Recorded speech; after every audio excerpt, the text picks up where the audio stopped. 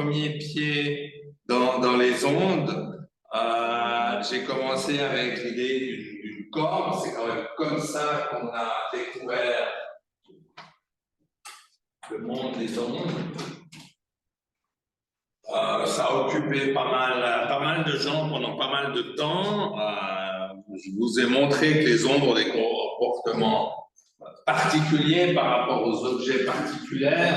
Si vous envoyez une balle contre une balle, ben, voilà, elles vont chacune partir de son côté. Alors que les ondes, lorsqu'elles rencontrent un obstacle, elles vont par exemple revenir en arrière, elles peuvent se croiser en s'influençant localement, mais après elles peuvent vivre leur vie indépendamment, comme si elles avaient une vie.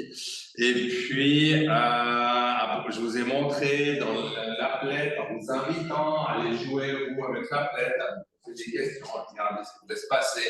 On pouvait changer un certain nombre de conditions, on pouvait provoquer une perturbation et on voyait la perturbation se déplacer, on peut en envoyer une un petit peu plus tard, on pouvait faire une perturbation qui est régulière, on pouvait changer la condition de bord, c'est ça qu'on appelle en mathématiques le fait de dire est-ce que le bord il est fixe et il ne bouge pas, ou au contraire il est libre de bouger. Je vous ai dit que ça reviendrait probablement un peu avec la flûte, le violon et la flûte, c'est comme ça qu'on va pouvoir expliquer un certain nombre de choses. Donc aujourd'hui, on va voir un concept assez particulier qui est lié à, je ne sais pas où je dois être là, on me voit là où je suis, où les instruments de musique fonctionnent beaucoup avec ça, on appelle ça des ondes stationnaires. On va rester là, dans le monde, elle va se déplacer, elle va aller dans le milieu, on va rebondir vers des échos, etc. Mais là, elle va rester dans un intervalle donné, on va étudier ça en une dimension, mais bien sûr que ça existe en 2 dimensions et en 3 dimensions. Et tous les instruments de musique sont basés sur ce phénomène-là. Et la production de son est en général basée sur ça. Nos cordes vocales fonctionnent aussi avec ça. Donc là, vous avez représenté un segment qui va de A à B, qui a une certaine longueur. Je vais donner le nom de L, de grande L, pour pouvoir le représenter. En parler, le mettre dans des équations. Et puis, cette corde, elle a une certaine tension. Alors, si je vais l'exciter, par exemple avec un archet ou avec sa pizzicato, etc., ou comme une guitare, etc., elle va se mettre à vibrer et il va y avoir ce qu'on appelle des modes de vibration. On va un petit peu regarder là, c'est un petit peu rigolo, il y a un petit peu de données mathématiques, ça donne quelque chose qui passe avec des entiers, etc. Donc vous avez devant vous une petite démonstration assez typique de ça. Elle est peu donnée dans les cours aux ingénieurs, aux physiciens, parce qu'on passe des fois un peu vite, là je passe un peu plus de temps pour vous montrer des choses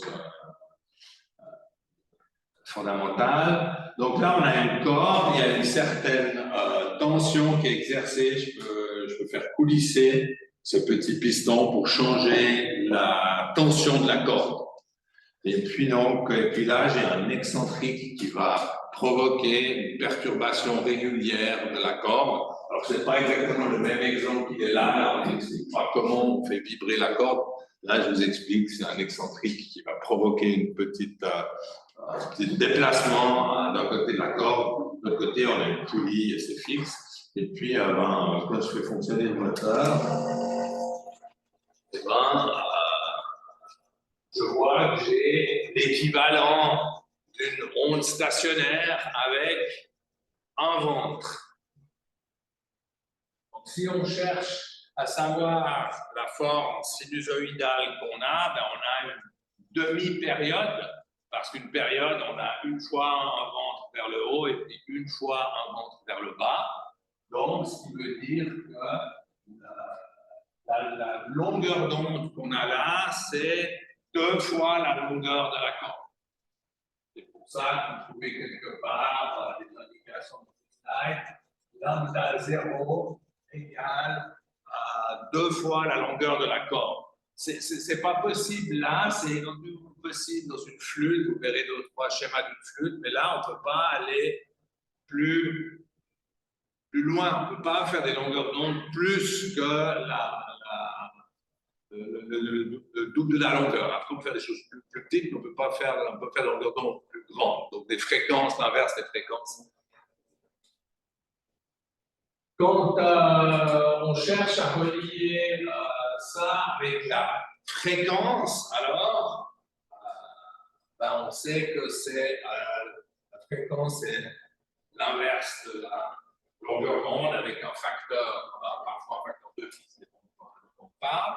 Puis là, on a encore un facteur, on a encore quelque chose, donc la racine. Et puis, on a d'une part la tension du fil et d'autre part, on appelle ça la masse linéaire, c'est le poids par unité, c'est une manière facile. Et bon, est-ce qu'on a une corde qui est lourde, elle ne va pas vibrer de la même manière qu'une corde qui est légère, ou une guitare, ceux qui font de la guitare, ils savent très bien qu'on a différents types de cordes en nylon ou en acier. Celles en acier sont plus longues, sont plus lourdes, donc elles vont provoquer des fréquences plus hautes, puisqu'on va. Voilà, donc maintenant, regardez ce qui va se passer si je change. Donc là, c'est ce qu'on dit. On dit que si on change la tension, eh ben, on va changer la fréquence. C'est ce que je vais faire en diminuant un petit peu la tension.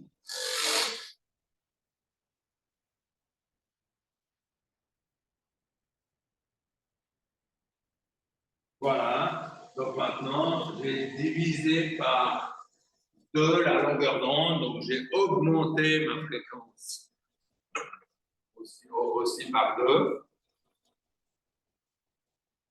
Donc avant la première, on l'appelait la fondamentale, parce que je ne pouvais pas aller plus loin, et là j'ai divisé par 2. Je peux la diviser par 3.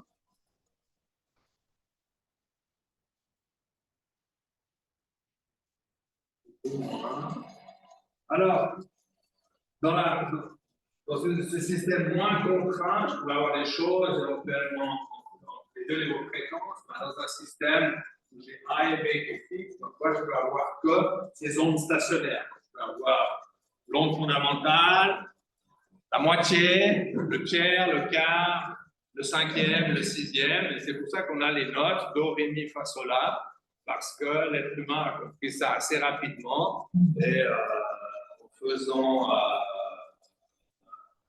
vibrer.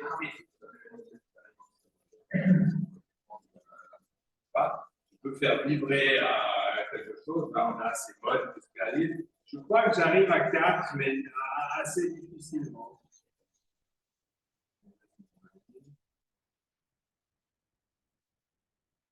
Allez,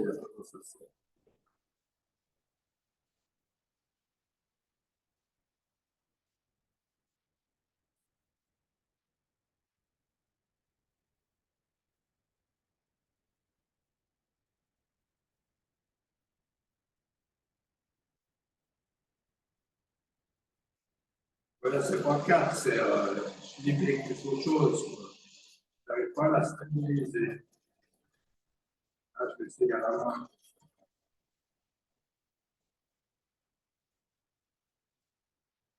C'est la peine à la stabilité.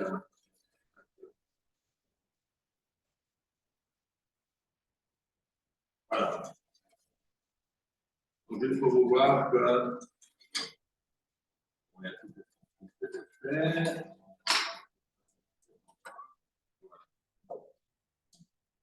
Donc voilà le phénomène. C'était pour l'histoire des sciences, ça a été pendant le premier phénomène non linéaire. Hein. Donc ça veut dire qu'au début, on a commencé à à voir la réalité et essayer de l'interpréter. Et on avait des causes et des effets. Et si on doublait la cause, on regardait si on doublait l'effet. Ou éventuellement, on la divisait par deux. On était dans des relations qui sont linéaires. Et puis là, on s'est rendu compte au bout d'un moment qu'il y avait une opération. Aujourd'hui, calculette, racine, tout ça, c'est simple, mais à la fin du Moyen-Âge, en Europe, la racine, c'est encore quelque chose de grec déjà. Il y a pas mal de travail dessus. Et donc, on considère que cette loi de la relation entre la fréquence et la tension du fil et du lien est probablement la première loi non linéaire. Elle aurait été établie par Vincenzo Galilei, dont on n'entend pas beaucoup parler, c'était le papa de Galilée, de Galileo Galilei, donc Galileo, fils de Galilée. Je ne parle pas latin, mais probablement qu'il y a l'histoire gérontif, ou je ne sais plus quel le cas, mais enfin datif en allemand. Et puis, après, il y a d'autres gens qui s'y sont mis.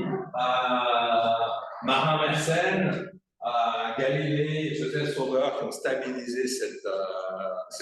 Donc là, entre guillemets, à repérer dans cette fonction qui est pareil, il y a toujours une question sur le test là-dessus. C'est vraiment comprendre la relation non linéaire entre la fréquence, F c'est la fréquence, N c'est un nombre entier, donc c'est ce que j'ai dit, ça pourrait être 1, 2, 3, 4.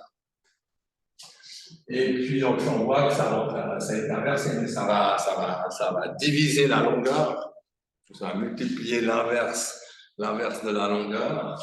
Le 2N ici, il est parce que je vous ai expliqué qu'au départ dans la fondamentale, j'ai la moitié d'une sinusoïde. Et puis dans la racine, j'ai deux choses, j'ai la tension du fil et puis j'ai la masse du fil qu'on a mis en fonction de la longueur.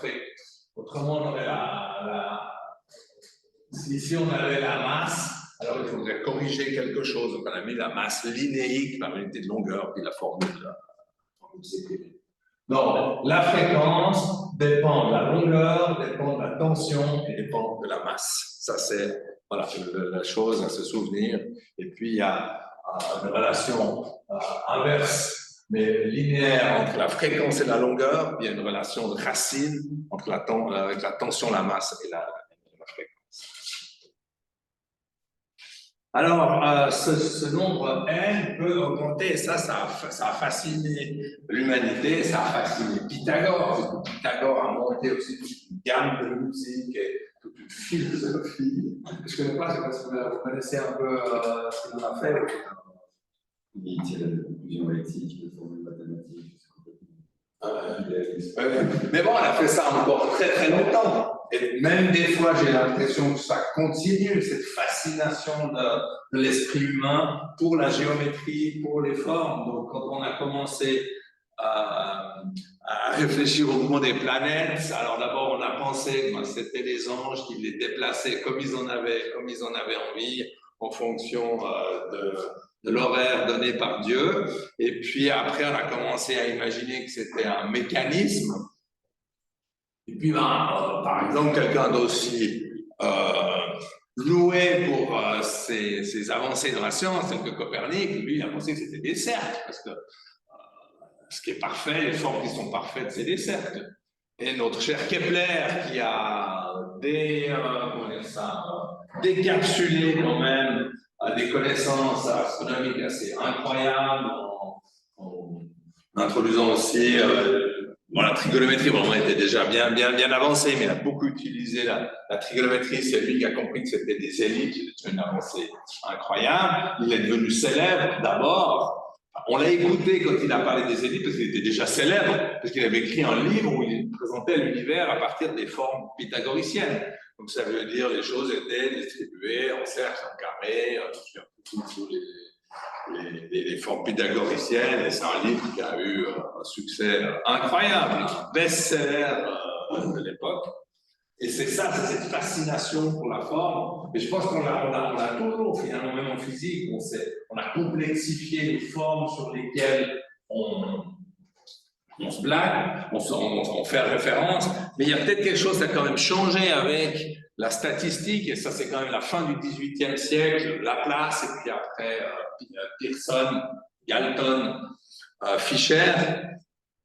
Maintenant, on a compris que c'est des modèles, et on a compris que tous les modèles sont faux, mais ils peuvent être très utiles. Donc la réalité, elle est beaucoup plus complexe, probablement en philosophie. Je suis imprégné de philosophie, mais on a juste parlé pendant 2 minutes de ce thème-là. Avec Emmanuel Kant, on a quand même compris qu'il y avait ce qu'on appelle le phénomène et le noumen. Ça veut dire il y a ce qu'on voit des choses, il y a une partie des choses auxquelles on n'a pas accès. Et ça, en science, là, entre autres avec l'aide de la statistique, on comprend que nos modèles, c'est des modèles. On oublie des fois ce que veut dire le mot modèle, on a confiance dans le modèle. J'ai beaucoup de collègues qui pensent que non, le modèle, on va m'améliorer, mais c'est la réalité. Il y a beaucoup de peine à se souvenir que c'est que des modèles.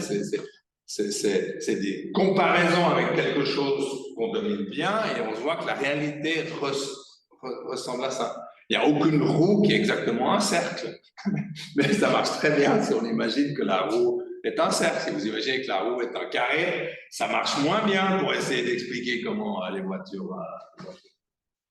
Je reviens à mes ondes stationnaires. Donc là, vous voyez décliner la fondamentale. Donc la fondamentale, manière de faire, c'est de réécrire ça.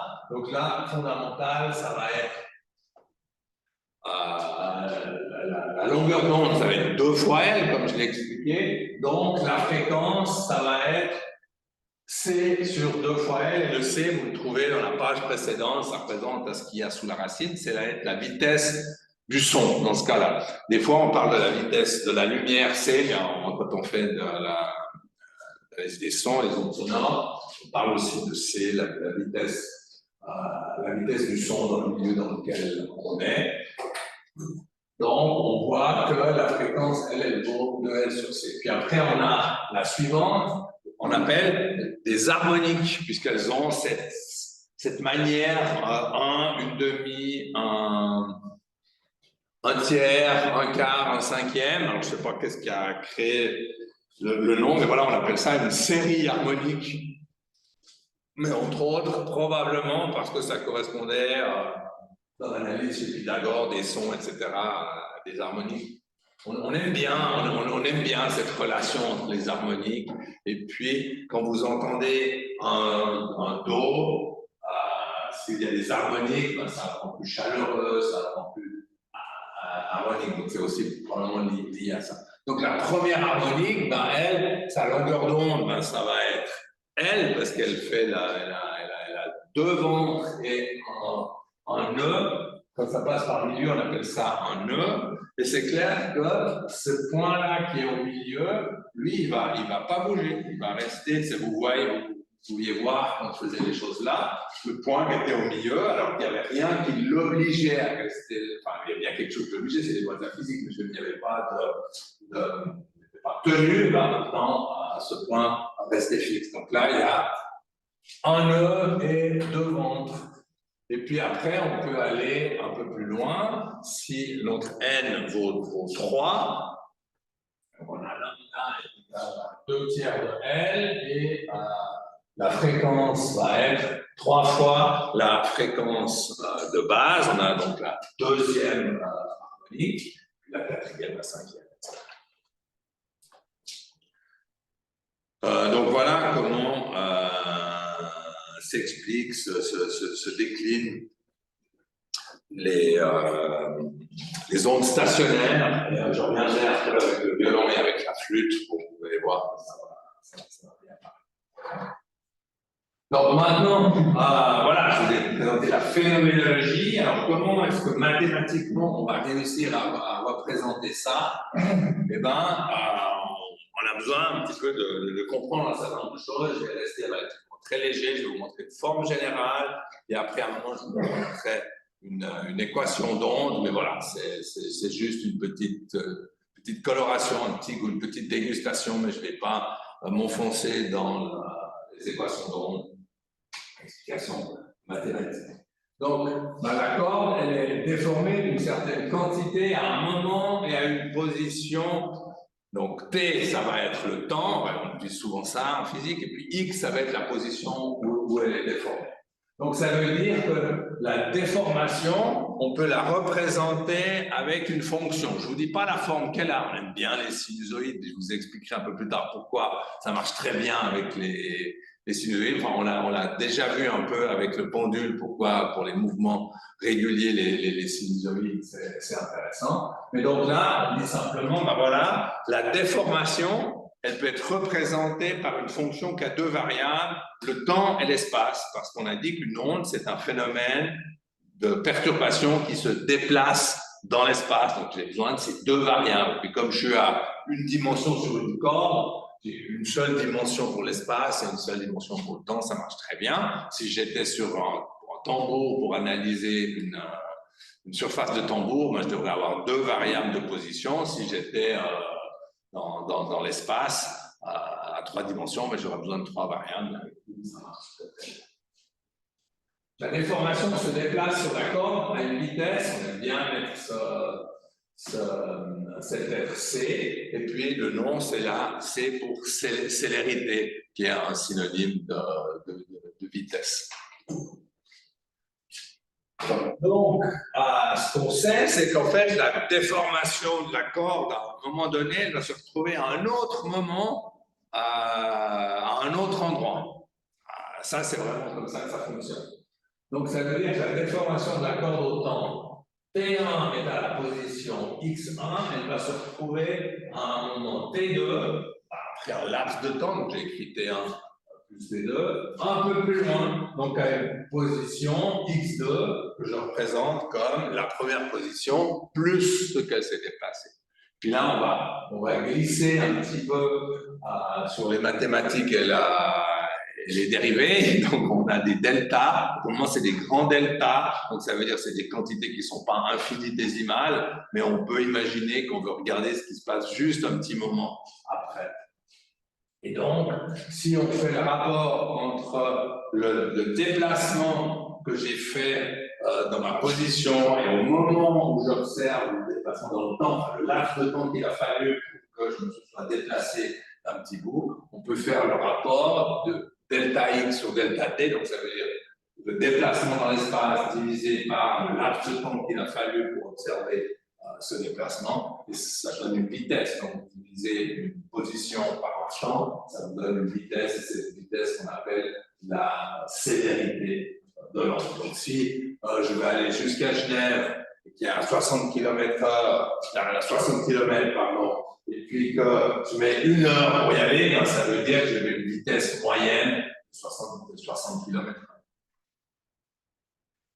Et donc, ceci, sans que je le démontre, hein, ce n'est pas du tout une démonstration, c'est vraiment avec les doigts, ça va nous dire que finalement notre fonction que j'avais écrite d'abord, y de t virgule x, ça voulait dire, voilà, je savais juste qu'elle dépendait de ces deux facteurs. En fait, maintenant, je comprends que ces deux facteurs sont très liés, qu'il ne va pas se passer n'importe quoi. Si je me déplace dans l'espace, je peux savoir ce qui se passe, et si je me déplace dans le temps, je peux savoir ce qui se passe. Donc si je me déplace dans l'espace, je peux savoir quand va arriver la perturbation par rapport à un moment de référence. Puis si je me déplace dans le temps, je pourrais te dire où est la perturbation. Les deux sont liés. Donc c'est pour ça qu'au fond là, c'est un petit peu... peut-être un peu cabalistique, mais il y a juste un égal, mais il y a quelque chose d'assez subtil au niveau mathématique. Je dis que ma fonction qui dépend des deux variables, en fait, elle dépend d'une combinaison des deux variables. Et ça, c'est essentiel.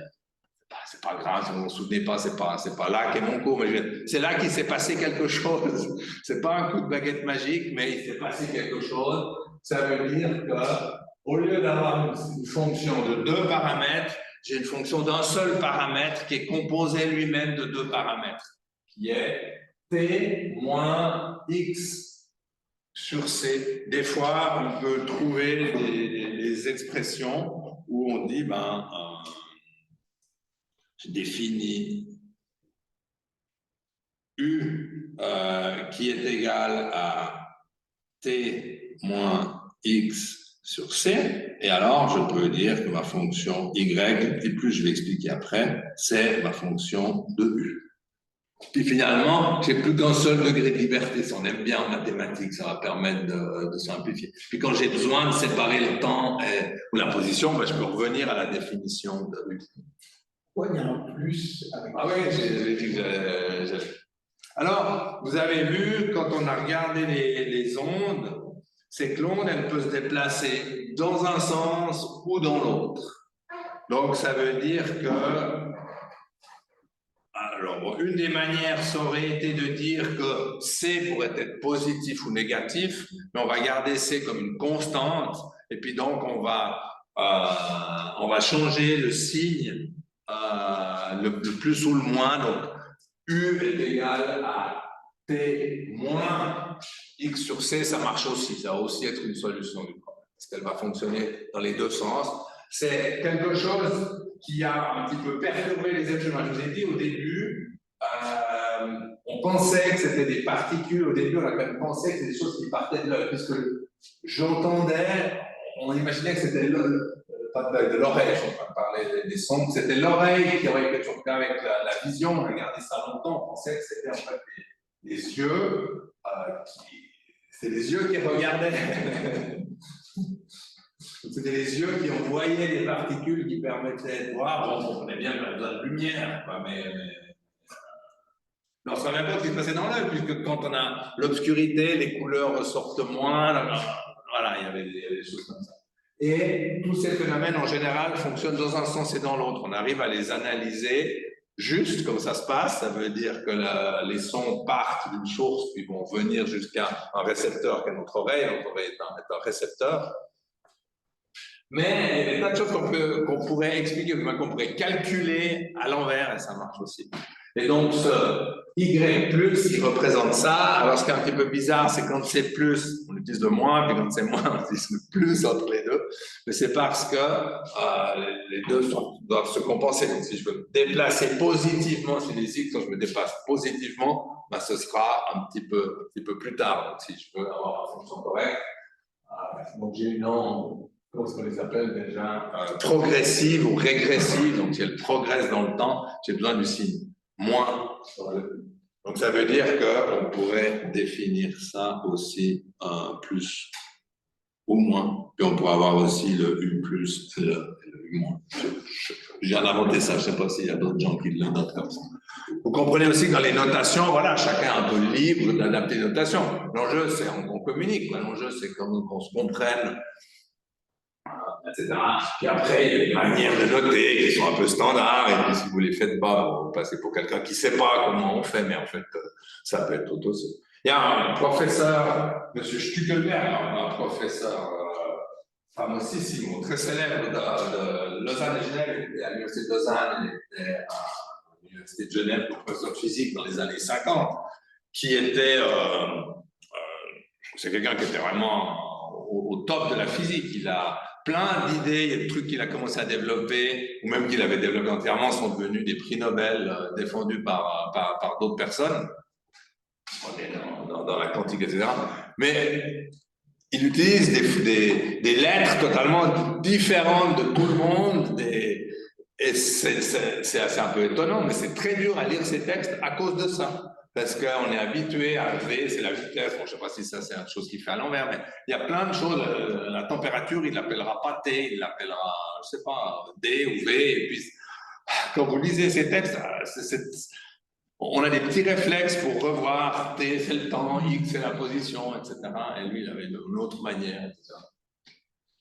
Et ces élèves, il y en a plein. Il y a plein de ces élèves qui sont devenus des professeurs ici, en Suisse, à l'EPFL ou à Genève, ou à Berne, à Zurich, et puis ben, ils ont toujours une petite tendance, on les reconnaît tout de suite. Alors c'était liberté ici. Bon, ok. Donc, maintenant, si on prend... Ah, mais j'avais oublié que j'avais fait ça. Donc, si on considère U égale T moins 1, et que la perturbation est en X1 lorsque T égale à T1, et en X2 lorsque T est en T2, on aura donc le fait que la la fonction va avoir la même valeur quand je me suis déplacé dans l'espace et dans le temps des bonnes quantités. Et puis ça, on peut expliquer en jouant avec ces fonctions. C'est plus pour vous amuser, pour vous, excusez-moi, c'est pas péjoratif, c'est plus pour illustrer que pour le fait que vous. Donc, il y a dans le slide précédent, voilà.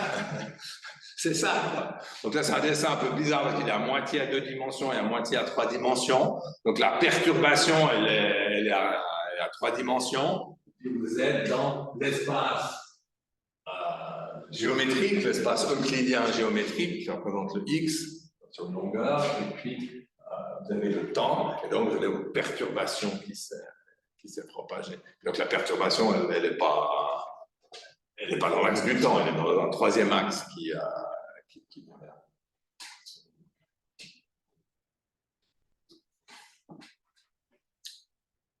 Alors, les ondes stationnaires que je vous ai montrées, là je fais un saut, en fait, elles viennent par la superposition d'une onde rétrograde et si elle n'est pas rétrograde, l'autre est progressive. Voilà, progressive et rétrograde, les deux que je cherchais avant. Donc, quand on a analysé le pendule, je vous avais montré qu'il y avait une équation différentielle qui était bien résolue avec des fonctions sinusoïdales. Donc, on peut faire la même chose dans cette situation-là. On a aussi une équation différentielle. Donc là, j'ai fait un saut. Là, cette fonction de x et de t, là, je l'ai déjà représentée sous forme d'une sinusoïde. Puis en fait, on arrive à montrer que si ce n'est pas une sinusoïde, on peut toujours la représenter comme une somme de sinusoïdes. Avec une somme de sinusoïdes, on peut faire ce qu'on veut et faire la forme qu'on veut. Si elle a la forme d'un triangle, mais en sommant les bonnes sinusoïdes, les bonnes fréquences, on arrive à représenter un triangle. Alors donc là, vous avez vos fonctions progressive, donc A, c'est l'amplitude de mon signal, et puis, mon sinus, il a des petits coefficients devant, Kx moins oméga t, ce qu'on appelle le oméga, c'est la pulsation, c'est très lié à la fréquence, à une valeur 2 pi près, c'est lié à la fréquence, et puis, dans le cas, il y a le fait de la longueur d'onde, c'est lié à la longueur d'onde. Donc là, j'ai ajouté, j'aurais dû l'appeler Y2 et pas Y1, autrement ça n'a pas tellement de sens. Y2. Donc, si je somme ces deux fonctions, donc c'est une qui va par la gauche et une qui va par la droite. C'est la seule différence, parce que vous voyez que j'ai le changement entre Kx moins oméga t ou Kx plus oméga t. Donc le gag, si vous me permettez cette expression familière, il est là. Peut-être qu'il vous reste un reste de trigonométrie du gymnase, on fait ça, non, du collège, on fait ça en général au collège, on fait la trigonométrie, c'est en dernière année de collège qu'on commence à faire des choses comme ça. Donc, il y a des formules qui expliquent que quand on ajoute, enfin, on a des sommes d'angles, des différences d'angles, il y a ces formules qui sont dans je pense qu'il était orange ou bordeaux, votre formulaire, il était quelle couleur? Orange, hein? Ouais. Il a changé, moi il était bleu, moi il y avait plein de valeurs que maintenant on a de la machine à calculer qui sont plus dedans, etc. Vous trouvez une des fonctions qui s'appelle c'est le produit sin cos lié, puis alors suivant si c'est plus, si c'est etc. Il y a 4-5 formules qui se ressemblent. Donc là, ce qui est intéressant, c'est que vous avez Kx moins oméga t, comme c'est dans un sinus, c'est des angles, hein, ça correspond à des angles radians. Donc ça veut dire que la trigonométrie nous dit que sinus d'un angle moins un autre, plus le sinus d'un angle plus un autre, eh ben, c'est égal au produit des sinus par le cosinus, puis 2 fois. Donc ça, ce qui est intéressant, c'est qu'on a séparé les variables, parce que dans alpha et bêta, donc on va appeler,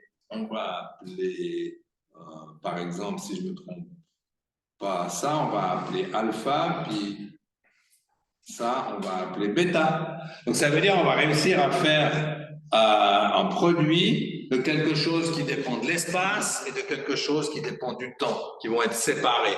Je reviens finalement à une fonction y de t, virgule x. Hein, je joue là-dessus, je peux séparer. Donc, ce qui veut dire que je vais pouvoir, quand je vais ajouter mes deux fonctions, ça va donc me donner 2a sinus kx cosinus oméga t. Donc, il y a quelque chose au niveau de l'espace qui va rester constant, qui va être tout le temps le même. Et puis, la variation du temps, elle est indépendante. Et c'est ça qui va me permettre de faire ces variations, parce que j'espère que j'ai été assez clair, vous avez compris que quelle couleur je suis claque. Donc là, ça veut dire que j'ai toutes si j'avais un stroboscope, si je fais arrêt sur image, j'ai toutes ces mesures. Ce point-là, il va être entre ici et ici qui est symétrique. Celui-là, il va être entre ici et ici qui est symétrique. Et puis celui-là, il va jamais bouger. Donc, c'est bien décrit par mes fonctions ici, parce que j'ai une fonction qui va dépendre de l'espace, j'ai un sinus qui va dépendre de l'espace. Maintenant, le kx va me dire combien j'ai de nœuds, si j'ai un seul ventre, ou j'ai deux ventres, ou j'ai trois ventres, ou j'ai quatre ventres. Et puis l'autre, il va dépendre que du temps. Eh ben, il va faire varier cette forme-là au cours du temps, mais la forme de base, elle va rester la même. Et puis, dans ces problèmes-là, on a toujours besoin d'une condition de bord. Et donc, la condition de bord, c'est ce qu'on avait fait dans l'applet la semaine dernière. Soit j'ai mes deux points qui sont fixes. Alors, mon onde, elle est... si mes deux points sont fixes, mon onde, elle est comme ça. Ça, c'était troisième, il doit être ici l'autre. Mais si le point ici n'est pas fixe, ben alors je peux avoir, par exemple, je peux avoir une demi-oscillation, enfin un quart d'oscillation qui est libre. Et ça, je vous en expliquerai plus tard, c'est ce qui se passe dans la flûte, par exemple, parce que la pression au fond de la flûte, elle est libre. Donc, c'est un point libre. Donc, les conditions de bord sont importantes. Dans notre cas, on dit que le sinus du zéro, c'est-à-dire quand je suis au début de mon segment ou quand je suis à la fin de mon segment, donc ça veut dire KL, il vaut 0, et donc j'ai que mes longueurs d'onde possibles, elles sont forcément en relation directe avec le L, la longueur de mon segment. Et ça permet, en utilisant le fait que la célérité de l'onde, c'est la tension divisée par la masse linéaire, on prend la racine, et que ça doit donc être, cette formule, on l'a mémorisée quelque part dans sa tête, c'est pas mal, c'est donc le rapport oméga divisé par K, donc oméga, c'est comment est-ce que je l'appelle, la pulsation, le K, c'est le vecteur d'onde. C'est aussi égal, cette formule-là, on la trouve assez souvent comme référence. La fréquence fois la longueur d'onde, c'est égal à la célérité. Et ça fixe, ça close, ça lie cet aspect temporel et cet aspect géométrique qui sont liés par les deux. La longueur d'onde est directement liée à la fréquence directement liée à la longueur d'onde. Je peux pas, si on bouge l'une, ça bouge l'autre. Et puis ensuite, il y a, donc on a écrit la série. Donc, si ça, c'est la série de longueur d'onde de L divisé par N plus 1. Si N égale 0, donc c'est la fondamentale. Et après, je divise par 1, je divise par 2, par 3, par 4, par 5, par 6. Et ça me donne mes longueurs d'onde qui se succèdent, la série harmonique. Puis je peux faire le même calcul hein, avec la fréquence. Et alors à ce moment-là, la fréquence, ça va être N plus 1 divisé par L2, donc c'est l'inverse, multiplié par la célérité de l'onde. Et la célérité de l'onde, première approximation, elle est représentée comme la racine carrée ou la tension divisée par. Donc voilà les aspects mathématiques qu'il y a autour de cette onde.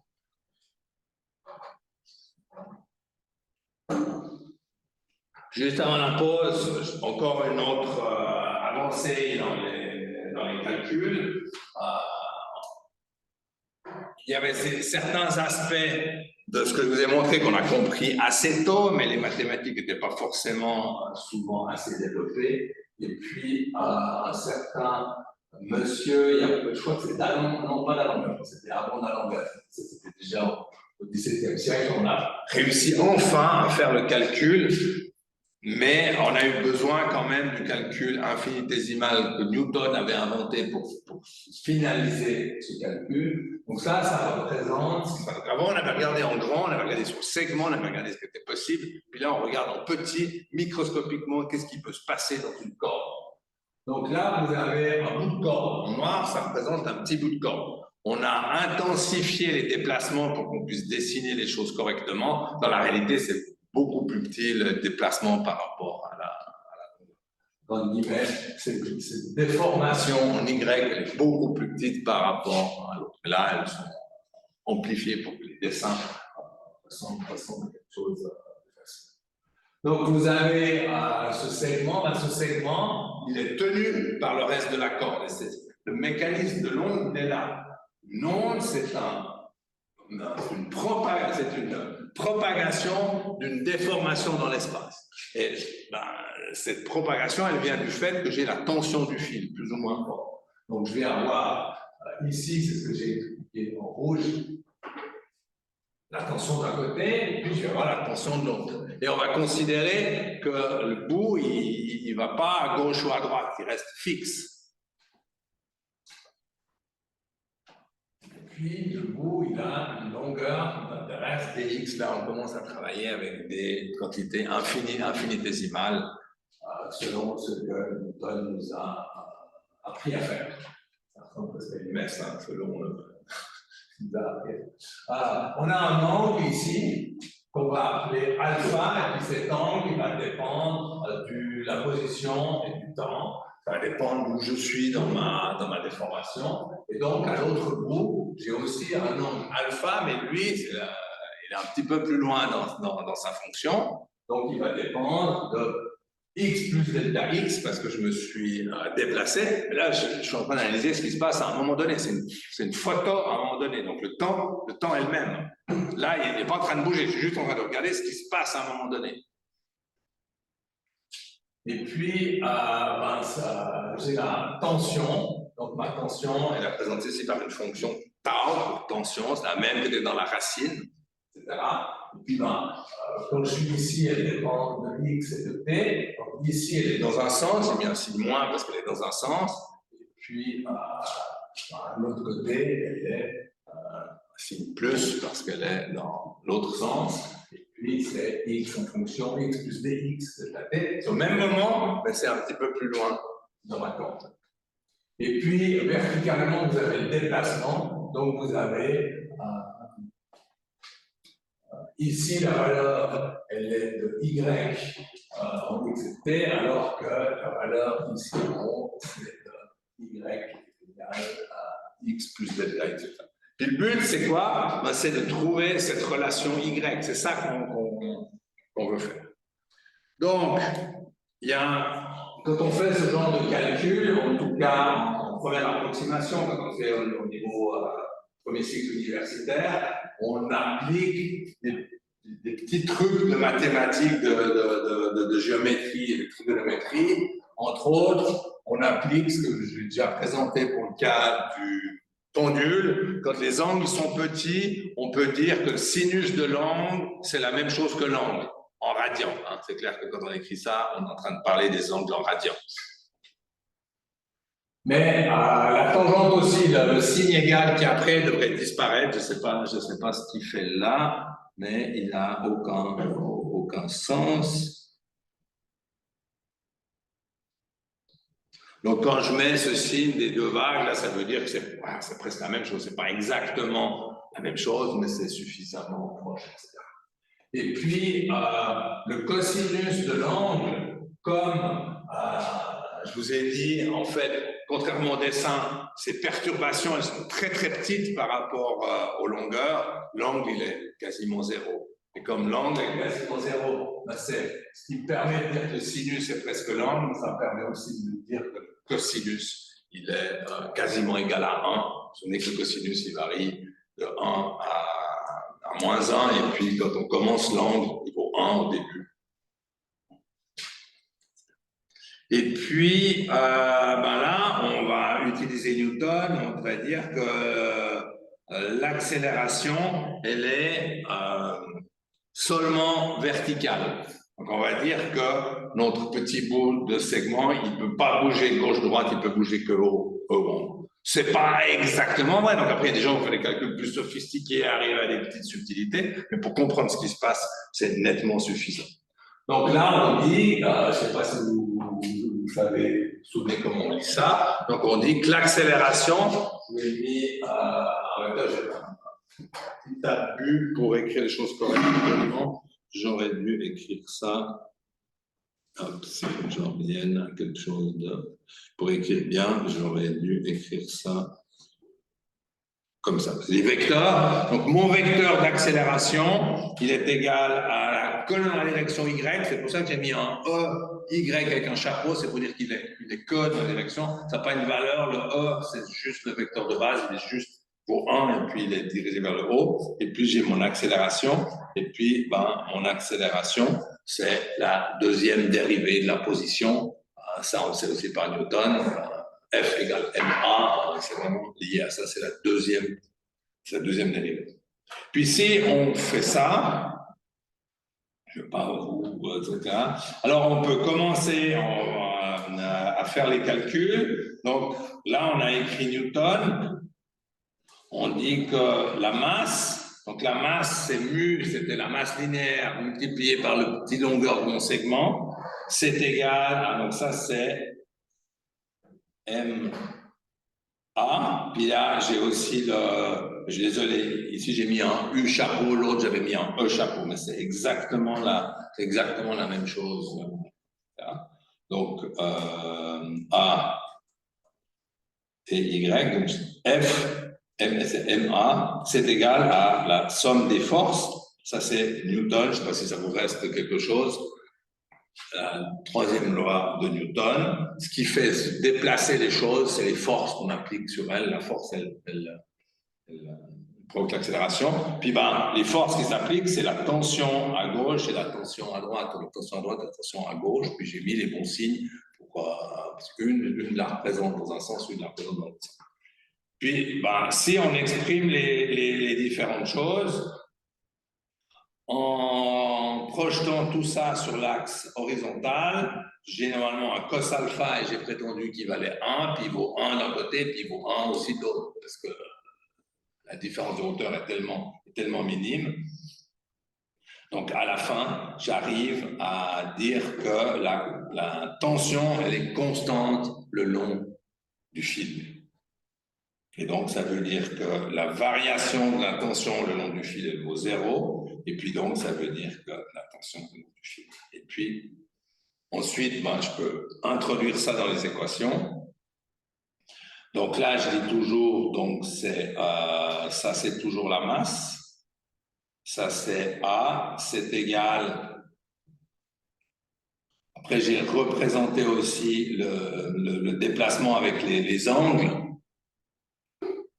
Et puis, donc, je sais que je peux exprimer finalement les angles, le sinus alpha comme le alpha, et la même chose pour les deux. Et puis, je peux réécrire mon équation et obtenir que mon accélération, c'est ma tension de base divisée par la masse linéaire. Et puis là, j'ai la dérivée d'un angle parce que j'ai alpha de x plus delta x et puis moins alpha de x et de t. Donc, ça, c'est la dérivée de l'angle au cours du temps. Donc, ça me permet de réécrire ça sous cette forme-là. Et donc, voilà l'équation de D'Alembert. J'espère que ma subtilité n'est pas trop subtile et que vous arrivez à me suivre. Donc, ça veut dire que j'ai la dérivée seconde par rapport au temps qui est égale à quelque chose fois la dérivée seconde par rapport à la position. L'information importante est le fait que ici j'ai le temps et ici j'ai l'espace. Et ça, c'est ce qu'on appelle une équation d'onde. Ça va réapparaître tout le temps quand on l'a trouvé. C'était probablement juste un petit chouïa de plus que ce qu'on avait compris. Ensuite, on va retrouver tout le temps. C'est ce qui va permettre un jour de regarder les équations de l'électricité, comment ça s'appelle, les équations de... Son nom m'échappe. Puis tu te rends compte qu'il y a des ondes électromagnétiques. Parce que chaque fois qu'en physique, on arrive à trouver qu'une seconde dérivée par rapport au temps est égale à une seconde dérivée par rapport à la position, bingo, j'ai une onde. Et ça s'appelle l'équation.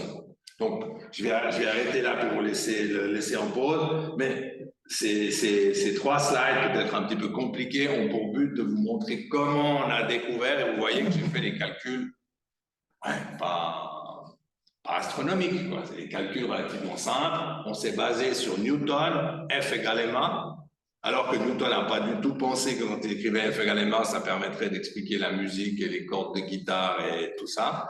Et puis ensuite, juste en faisant des calculs trigonométriques, en faisant ma somme des forces, en faisant des simplifications pour certains angles qui sont tout le temps très petits, donc des sinus qui sont tout le temps valables à l'angle et des cosinus qui sont tout le temps égales à 1, j'ai réussi à mettre en évidence que finalement, j'ai une équation d'onde où j'ai la variation dans le temps qui est proportionnelle à la variation dans l'espace.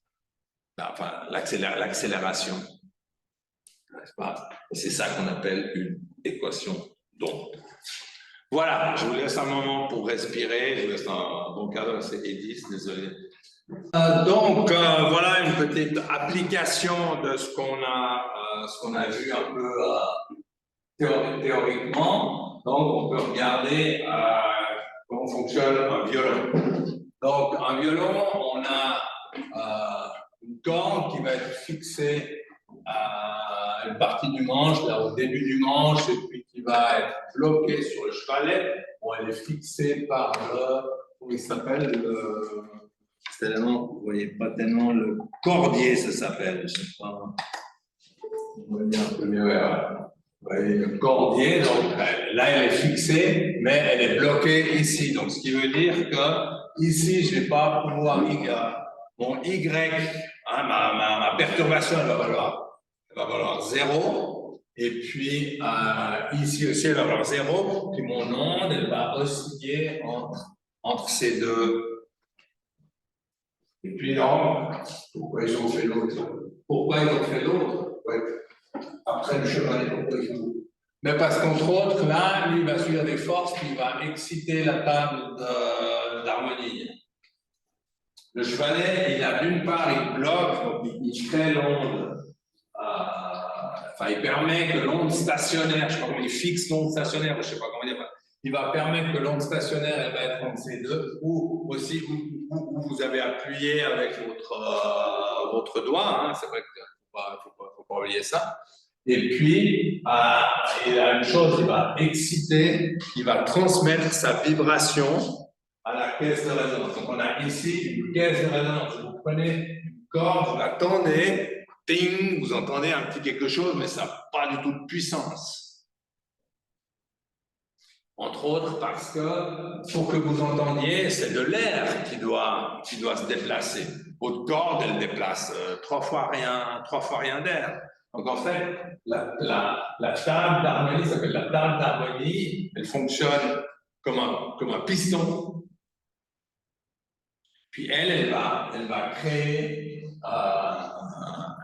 l'onde que vous entendez. En fait, vous n'entendez pas l'onde de la corde, vous entendez la conséquence de l'onde de la corde qui a excité la caisse de résonance. C'est indirect.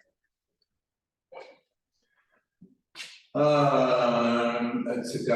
Donc là, moi, c'est tout un travail. J'avais un voisin qui était contrebassiste. Et puis, c'est tout un art. Hein. Les gens, ils connaissent leurs instruments, ils sentent leurs instruments, etc. Puis, les physiciens à côté, ils se sont des fois un peu nuls pour expliquer ce que ces gens-là, ils entendent, etc.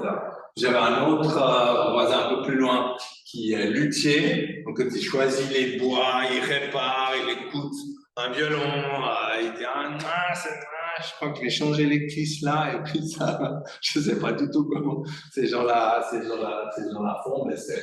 Voilà, il y a aussi un art. Et souvent dans le monde, moi ça ne me gêne pas du tout, je me sens tout à fait à l'aise. Mais il y a les explications de la physique, puis il y a les gens, les artisans qui font des choses.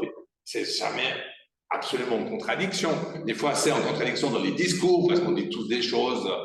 Comme je vous ai dit, tous les modèles sont faux, certains sont très utiles. Donc voilà, des fois, il y a des petites contradictions, surtout dans le langage, mais il n'y a pas de contradiction entre ce qu'un luthier fait à son violon et ce que le physicien pourrait dire sur son violon. Donc, on a toujours dans les instruments ce qu'on appelle un système excitateur et puis un système amplificateur, ou parfois on dit résonant. Donc, si vous vous souvenez, je vous avais parlé de la résonance, vous avez dit, quand on a parlé du pendule, il y a tous les systèmes, il y a une ou plusieurs fréquences à laquelle tout d'un coup l'énergie va s'engranger, s'amasser dans le système et provoquer éventuellement quelque chose, soit une amplification simplement du signal, il y a toute l'énergie de l'excitation qui arrive à passer, soit ça peut aller jusqu'à la destruction de ponts, de bâtiments, ou votre petit frère ou votre petite fille, si vous continuez à lui pousser sur la balançoire à la bonne fréquence et que vous arrêtez pas, il va se mettre à faire le tout. Donc c'est toujours tous ces instruments, donc toujours ça, un système excitateur et un système résonant. Et donc, il y a plein de fréquences qui vont, quand l'archet va exciter la corde, il va créer pas que les bonnes fréquences. Donc, dans le système résonateur, il est aussi fait pour que ce soit le La, le Si bémol qui sort, et pas d'autres fréquences qui ne seraient pas intéressantes, qui vont faire toujours un petit peu de bruit, mais suffisamment bas pour que la note. Et donc, c'est ça qui va faire un Stradivarius ou qui va faire le vieux violon qui grinçait, qui était dans le Galta quand j'étais petit. C'est la qualité de la résonance entre les cordes, comme si là, la personne qui faisait aller l'archer. Mais c'est principalement la qualité de la résonance. C'est le son. Bon, le son est aussi un petit peu dans les cordes et dans l'archer. Je crois que les gens travaillent avec des archers très anciens, etc. Il y a sûrement des choses, mais principalement le son est lié à la résonance-là et à cette partie qu'on appelle la table d'harmonie qui est sur le haut, qui est vraiment travaillée d'une certaine manière. Le luthier, il passe du temps à lui donner exactement la forme pour qu'elle réussisse. Alors là, c'est des vibrations en 2 dimensions, c'est comme les tambours, etc. C'est pas une variation en 1 dimension comme la corde. L'archet est aussi important, c'est lui qui va entretenir la vibration de la corde. Et quand je vais vous amener la semaine prochaine, il faut que je note quelque part pour que je n'oublie pas, je vais vous amener cette barre qu'on va faire aussi, et simplement en frottant dessus, c'est exactement ça. On va frotter pour entretenir, comme l'archet, pour entretenir la vibration, mais c'est le matériau lui-même, sa fréquence propre qui va se mettre à chanter, si on peut.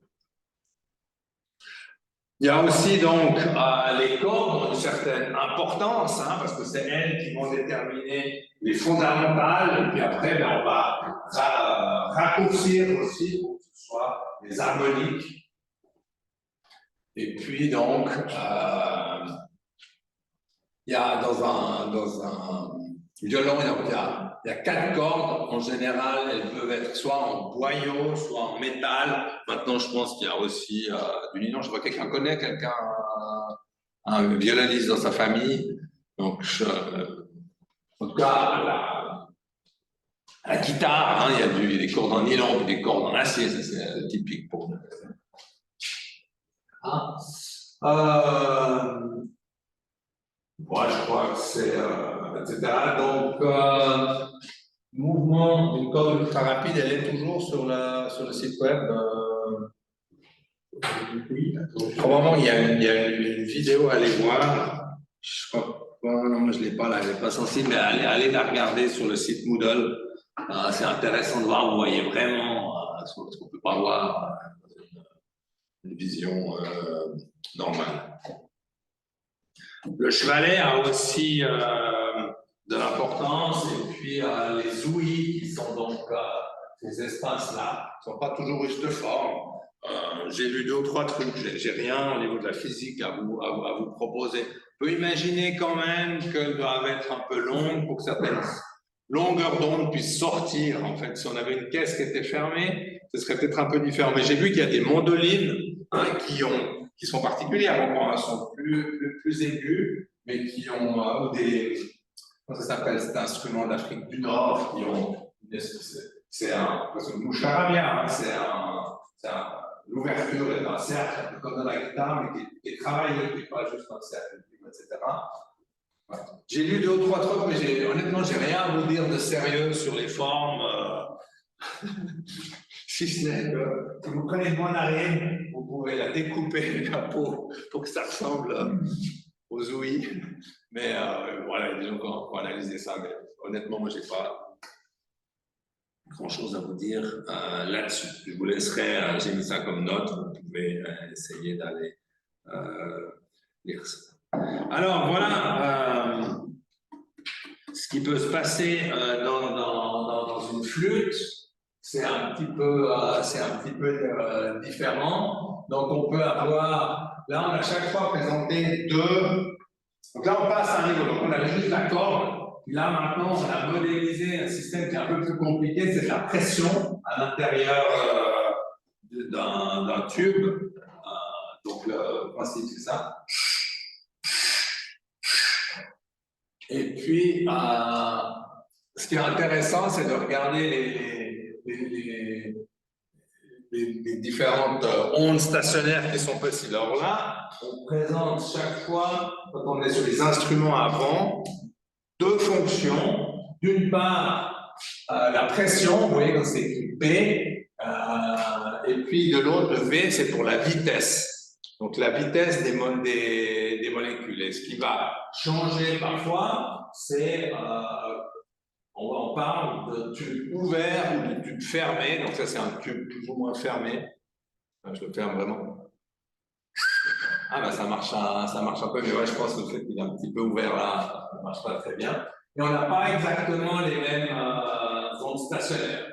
Donc ça veut dire que dans une flûte, eh ben, la vitesse à la fin de la flûte, comme elle est ouverte, elle va pouvoir varier, elle n'est pas fixée. Donc si la vitesse peut varier, alors la pression, elle, va rester fixe, c'est la pression atmosphérique qui est à l'extérieur, on ne va pas la changer.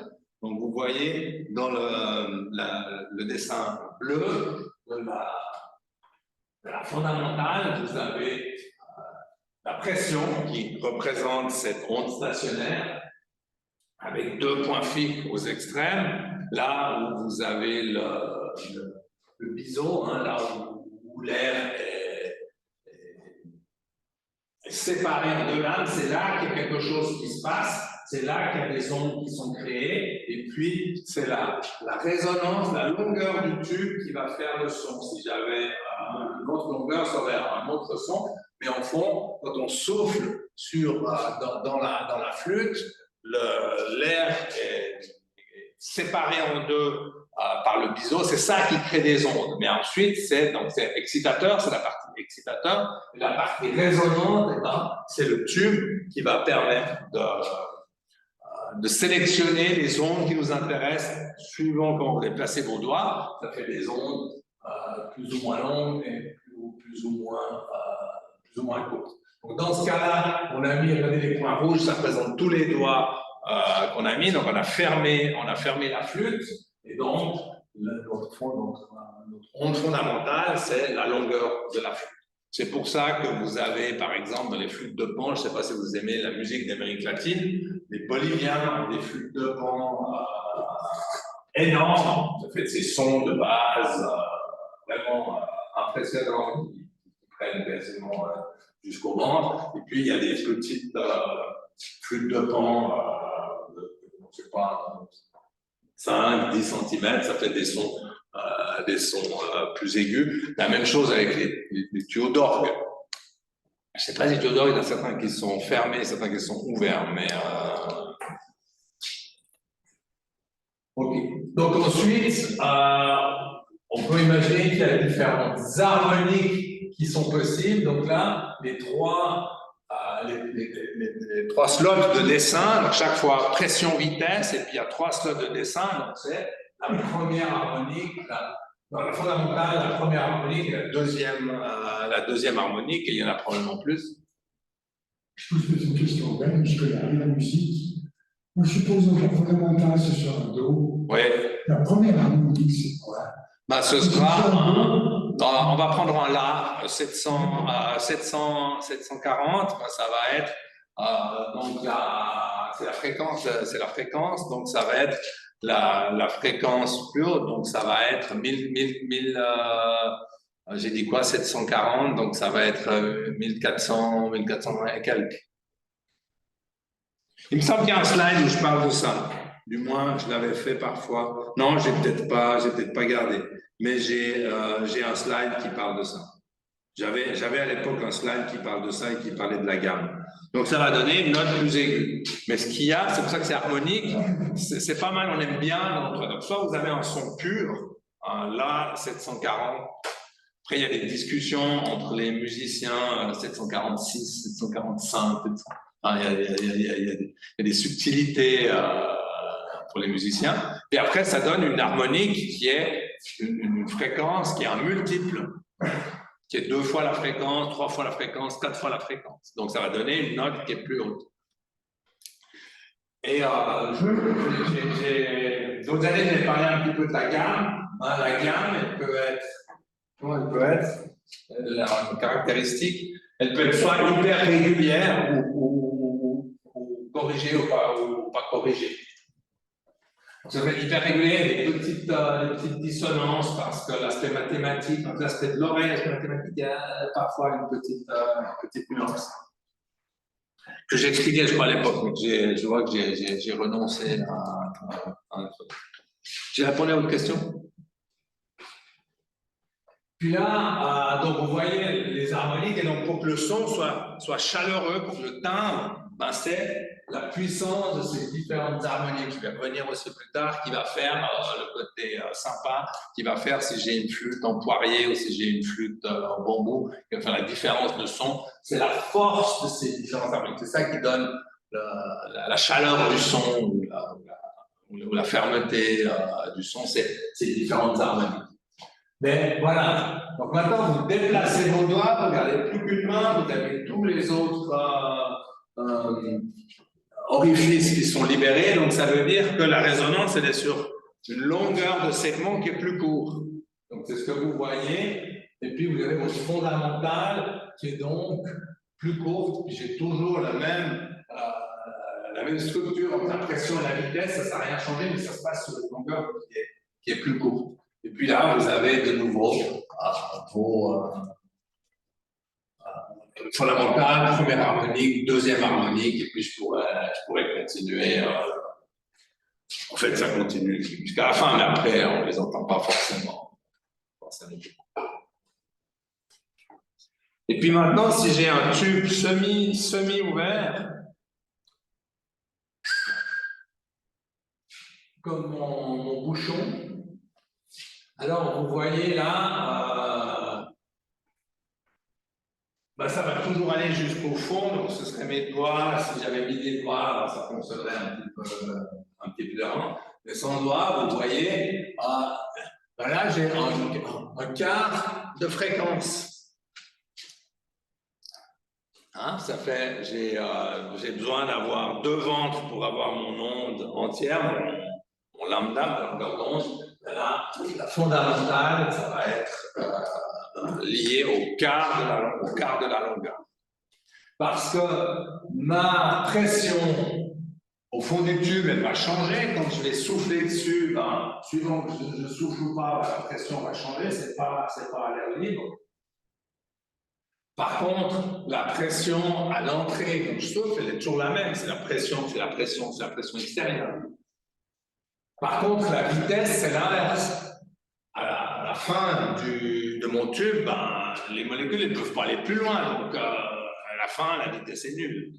Par contre, au début, je commence à souffler, puis l'air va se compresser à l'intérieur de ma flûte. C'est pour ça que vous voyez de nouveau la pression et la vitesse qui se comportent différemment. Et puis là, c'est assez rigolo comment fonctionnent les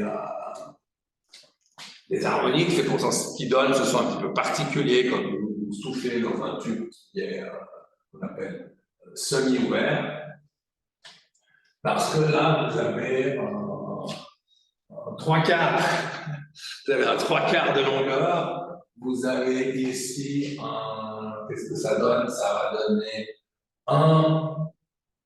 un quart, etc. Donc vous avez vos harmoniques, elles sont un petit peu différentes et ça va donner un son particulier, un son typique dans les harmoniques. Donc parlons un petit peu du son. Là, je vous ai parlé plutôt de l'excitation d'un instrument de musique, la différence entre un instrument à cordes et un instrument à vent, avec un tube semi-ouvert ou un tube ouvert. On peut aussi analyser un tube fermé, mais après, il faut réfléchir comment. En fait, on peut imaginer une flûte qui est fermée aux deux bouts, puis vous soufflez la flûte traversière, mais en général, elle est ouverte, la flûte traversière, avec des choses comme la flûte traversière, mais qui serait bouchée au bout, si on veut. Donc, si on parle du son, ben, il faut parler de notre oreille, il faut parler de ce qu'on est capable d'entendre. Et il y a quelque chose qu'on appelle la tessiture. Donc, on en parle soit dans ce qu'on est capable, pour un instrument, on est capable de produire, en quelle fréquence et quelle fréquence on peut produire. Puis on en parle aussi pour l'audition, entre quelle fréquence et quelle fréquence on est capable d'entendre. Donc, nous, on entend entre 20 Hz et 20 000 Hz, plus ou moins. C'est assez facile à souvenir. Il y a en fait une dynamique d'environ 1000. Hein. 20 et 20 000, ça donne un facteur 1000. Alors, à nos âges, on commence à perdre un petit peu. Et en général, ce qu'on perd, c'est les basses fréquences. C'est là où, avec l'âge, on est moins sensible. Les autres jeunes, vous entendez plus de choses. Mais ça, c'est typiquement. Donc, donc, les basses fréquences, on appelle ça les graves. Au début, on appelle les médiums et puis les aigus. Puis, donc, quand les fréquences montent, on a des ultrasons et des hypersons. C'est pas forcément très très bon. On les ressent dans notre corps, mais on les entend pas forcément dans notre oreille. Et puis, il y a les infrasons. Alors, il y a toute une polémique sur les éoliennes qui créeraient des infrasons, qui créeraient des fréquences très très basses, qui soit influenceraient les animaux qui ont des tessitures plus grandes, mais nous influenceraient aussi, nous fatigueraient, des choses que vous n'entendez pas, mais qui finalement. Mais on est de loin pas les champions. Donc, vous avez en haut le champ d'étude de l'homme entre 20 Hz et 20 000 Hz. Vous avez les animaux comme les éléphants et les taupes qui ont une oreille qui est vraiment décalée, qui entendent très très bien les sons de basse fréquence. Donc, entre autres, avec leur oreille, mais aussi avec leur corps, etc. Donc, il semble que les éléphants ils détectent des mouvements dans la savane à des kilomètres avec les vibrations. Là, on parle plutôt de l'oreille, enfin, ils ont leur corps qui est plutôt sur des fréquences balourdes. La taupe aussi, c'est aussi important quand vous êtes sous terre, en train de faire un trou, savoir ce qui se passe à distance et les sons qui vous indiquent le petit grillon, la petite courtillère qui est un petit peu plus loin que vous voulez aller déguster, vous avez intérêt à... Et puis on a les champions au niveau tessiture, donc les chauves-souris, les dauphins, ils sont, je ne sais pas combien c'est, là, si les chiffres sont corrects, ça doit être quelque chose comme 200, pendant 200 Hertz jusqu'à 160 000 Hertz. Donc, eux, ils entendent des sons, des ultrasons, etc. Nos amis, le chien et le chat entendent aussi beaucoup plus. C'est pour ça qu'il y a des sifflets à chien. Mais bon, il n'y a pas de sifflet à chat, c'est pas parce que les chats sont pas sensibles, ils n'ont rien à foutre. Pardon pour la vidéo, rien à faire. Mais ils entendent aussi, donc ça ne vaut pas la peine de siffler avec un ultrason au chien pour dire qu'il y a un chat qui arrive, il entend le chat. Mais ouais, c'est aussi intéressant de se rendre compte qu'on est dans un monde dans lequel on se met toujours en haut de la pyramide pour plein de choses. On est de loin pas en haut de la pyramide au niveau de la vision, au niveau de l'audition. On a autour de nous des animaux qui sont très performants, hein, les chauves-souris avec leur capacité aussi donc d'émettre des sons et de les récupérer pour faire les effets sonores. On a autour de nous et toutes ces choses-là concernent aussi la physique. Il y a des gens qui ont passé leur temps et des physiciens qui ont travaillé avec des biologistes pour comprendre ces choses-là, mesurer ces choses-là. C'est aussi un champ intéressant de la physique. Est-ce que vous connaissez, peut-être pas en philosophie, mais on va dire en sociologie, ce qu'on appelle le sifflet à chien, le concept de sifflet à chien? En fait, là, souvent les partis extrémistes ont cette capacité d'envoyer des messages qui ne sont perçus d'une manière que par leur monde. De pousser à la violence, de pousser à la révolte, de dire non, mais on se calme, alors qu'en fait, le message fonctionne exactement à l'inverse à leurs adeptes. Je trouve ça, en sociologie, je trouve un truc assez intéressant. Il y a la possibilité d'envoyer des messages qui sont perçus différemment par des gens qui auraient une tessiture morale ou éthique, ou je ne sais pas comment dire, ou politique différente des autres et qui vont entendre les messages différemment. Par exemple, c'était assez typique chez les nazis, mais ce n'est pas les seuls qui utilisent ça. Il n'y a pas que des grands méchants qui utilisent ça, mais ce fait d'avoir des messages qui sont compris différemment par différentes couches de la société. Et je me demande si d'ailleurs ce qui s'est passé le week-end dernier ne pourrait pas aussi être analysé en fonction de ça. On s'intéresse aussi à comprendre, est-ce que je vais vous raconter ça? Peut-être pas. Intensité sonore. Alors, je réfléchis à ce que je vais vous raconter tout ça. Ouais. Allons-y. Donc, on avait vu, donc là, on est en train de parler d'une partie de ce qui se passait sur une corde avec une perturbation qui se déplaçait sur une corde, ce projet entre A et B. Et puis, on a vu que dans la corde, la vitesse dépendait d'une part de la tension du fil, de la corde du filin, et de l'autre côté de la masse linéique. Donc, ça veut dire qu'il y a une relation, conjonction, c'est un mot compliqué, il y a une relation entre le déplacement de mon onde et puis des enjeux d'élasticité, de savoir comment le matériau va pouvoir se défendre.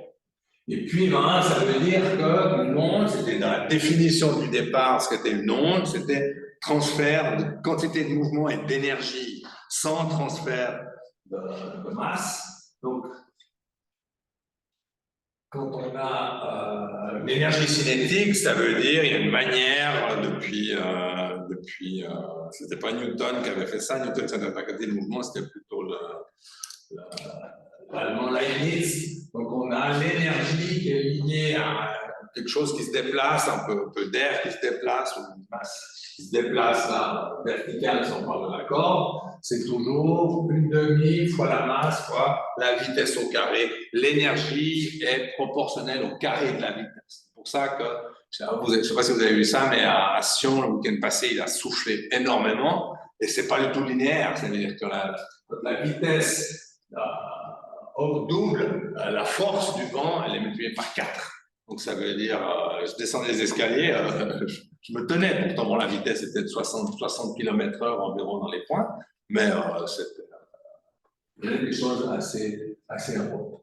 Et puis, on a toujours, vous avez montré avec le pendule, des simulations, donc quand on a, dans ces systèmes aussi, on a toujours une alternance entre l'énergie cinétique, quelque chose qui est en train de se déplacer, et puis ce qu'on appelle l'énergie potentielle, qui est éventuellement emmagasinée dans le ressort, qui est tendu ou qui est compressé. Et là, on a un cas, mais ce n'est pas du tout le même.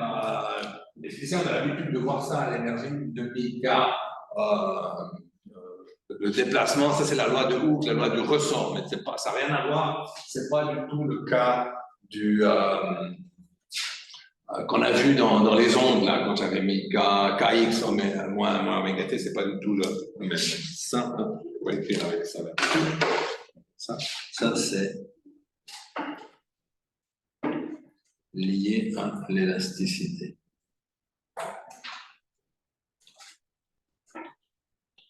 Ça s'appelle, le vrai nom, c'est la rigidité.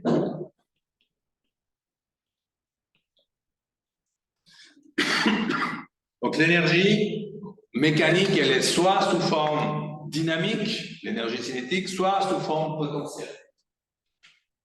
Et ça, je ne donne pas beaucoup plus d'explications ici, je ne vais pas développer plus, mais on a toujours l'énergie sous ces deux formes. Il faut toujours, quand on veut parler d'énergie dans un système, on va toujours penser à ces deux aspects, l'aspect cinétique et l'aspect potentiel.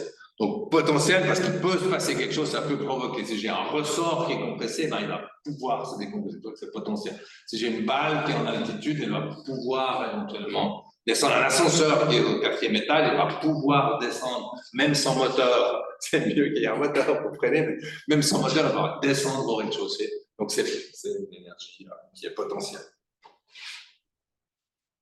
Donc on peut ensuite représenter l'énergie cinétique dans une onde. Donc on va prendre notre onde qui était sinusoïdale ou avec un cosinus. Oubliez, les équations ne sont pas si importantes que ça, mais ça c'était plus pour montrer qu'on est toujours dans le même monde de Newton avec l'énergie qui est l'énergie cinétique est toujours un carré de quelque chose. Et là, on va avoir une énergie qui va être liée à au déplacement vertical de ma déformation. Donc ça, c'était le Y, donc la vitesse avec laquelle ça va se déformer, et puis au carré. Et puis ça, dm, c'est pour dire un petit élément de masse qui est sur ma corde. Et puis moi, je vais essayer d'écrire ça en fonction des équations que j'ai écrites dans les autres slides. Si vous voulez comprendre, dans le mu, c'est toujours la masse linéique. Dx, c'est toujours un élément de ma corde. Et puis le oméga carré, donc c'était lié à la fréquence, c'est la pulsation, mais c'est lié à la fréquence. Là, comme on a pris la vitesse au carré, mais au carré, le déplacement avec lequel va se déplacer ma corde, et puis après j'ai mon onde, et puis je l'ai pris au carré, et puis là on a pris un cosinus au lieu de prendre un sinus. Ça ne change rien, ça change juste le moment où j'ai démarré mon chronomètre, donc soit un sinus ou un cosinus, puis là on a mis un cosinus, c'était un petit peu plus facile. Et puis en moyenne, on arrive à dire que ça c'est égal à une quantité fixe, donc on arrive à voir que la quantité d'énergie qui va être diffusée, soit qui va rentrer dans mon système, soit qui va sortir de mon système sur du sang, par unité de temps, donc ça, on appelle ça une puissance, j'ai une énergie qui est divisée par un temps, ça devient puissance, et ben ça va être égal à ça va valoir un quart. J'ai toujours les mêmes choses qu'avant. Mu, c'est la célérité de la vitesse qui est venue avec les différents calculs qu'on a fait, oméga carré, et puis la variation de la position de ma. Que faire avec ça? Dépêchez d'oublier parce que c'est pas ça qui est important. Juste pour vous montrer qu'on peut calculer toutes ces choses-là. Je trouve que c'est surtout ça qui est intéressant dans ce slide, c'est vous montrer que des gens étaient capables de suivre tous ces petits phénomènes et ah oui, mais qu'est-ce qui se passe, etc. Et de lier ça à ce qu'on connaît de la physique newtonienne. C'est pas une autre physique. Peut-être rien à voir avec le tsunami. L'amplification. Oui, alors ça c'est lié au fait que vous avez une onde de surface qui commence à devenir plus importante. Le déferlement des vagues, c'est parce qu'au fond, il y a avec les doigts, il y a de l'énergie dans l'eau, mais il y a de moins en moins d'eau. Parce que le fond est en train de remonter. Donc c'est ça qui fait que la vague monte et déferle. Parce qu'au fond, toute la quantité de mouvement qui était diffusée dans l'eau, qui oscillait sur une certaine épaisseur, commence à se concentrer dans une très petite. Puis c'est ça qui va. Donc, on arrive à exprimer une puissance moyenne d'une onde, et donc là, il faudrait ajouter l'énergie cinétique plus l'énergie potentielle. C'est juste, en fait, pour moi, face à moi que j'ai mis ça, comme ça j'ai écrit les choses un peu correctement, mais peut-être vous rendre compte que la puissance, elle va être liée à la fréquence derrière oméga. Il y a la fréquence, hein, la fréquence c'est 2pi oméga, donc le carré de la fréquence, et puis il y a la variation delta y. Donc c'est pour ça que la Castafiore, quand elle monte le son en pression, il y a, en guillemets, de plus en plus d'énergie qui va arriver sur le verre de cristal, parce que la pression est de plus en plus forte, c'est ça qui va le faire éclater. Donc au fond, voilà, ça explique, si vous rencontrez le capitaine Haddock et qui veut comprendre ce qui s'est passé, ça explique pourquoi les verres de cristal pourraient exploser. Alors c'est une expérience qu'on fait dans les auditoires, on prend un verre de cristal, on n'a pas la Castafiore, on a un son hyper strident qu'on peut faire monter en fréquence, on peut le monter en fréquence. On a dû un petit peu limer le verre avant pour vraiment ça pète, et puis on arrive à faire éclater un verre. Ça marche, il faudrait bien régler. Une fois, j'ai tellement essayé, j'ai les autres auditoires qui sont venus, non, arrêtez, c'est insupportable. Une fois que j'ai essayé pendant 2-3 minutes, je n'arrivais pas à la faire éclater. C'est la même chose avec un pont. Oui, c'est la même chose avec un pont. Donc c'est lié, mais là, un pont, c'était plutôt lié à la résonance. Donc c'était plutôt, là, on ne parle pas de résonance, on parle du fait qu'il y a de plus en plus d'énergie, puis à un moment, ça va faire péter. Il y a aussi un phénomène, mais c'est deux phénomènes qui sont complémentaires dans ce cas-là. Donc il fait que plus l'onde est aiguë, plus vous allez avoir d'énergie. Donc c'est pour ça que quand vous avez un verre, vous envoyez de l'onde, même à la bonne fréquence, le verre, il va se mettre à osciller. Il faudrait une caméra super rapide pour le voir, il ne va pas exploser. Parce qu'il va osciller. L'enjeu, c'est que s'il y a une résonance particulière, alors ça va. Il y a un moment où il n'y aura pas de dissipation. Donc, il va emmagasiner de l'énergie, il n'y aura pas assez de dissipation, puis là, alors, ça va provoquer la rupture. Donc, tout ça, c'est tout mon blabla, et puis on arrive à midi juste pour vous dire que la puissance d'une onde, elle est liée au carré de la fréquence. Parce que derrière le oméga, il y a la fréquence. Il y a entre le oméga, qui est la pulsation, et la fréquence, il y a un rapport 2pi. Parce que c'est juste la vitesse angulaire dans ce que me parlait. Donc c'est Jean-Pierre et Pierre, on me parlait de Pierre à la pause. Donc ça c'est la vitesse angulaire, c'est juste la référence par rapport au secteur métrique, mais la fréquence de l'onde, elle, c'est 2pi fois 2pi fois ça. Donc plus la fréquence, plus au carré. Donc ça fait aussi au carré. Hein. C'est de nouveau comme la vitesse, ça va monter. Voilà, je vais m'arrêter là, je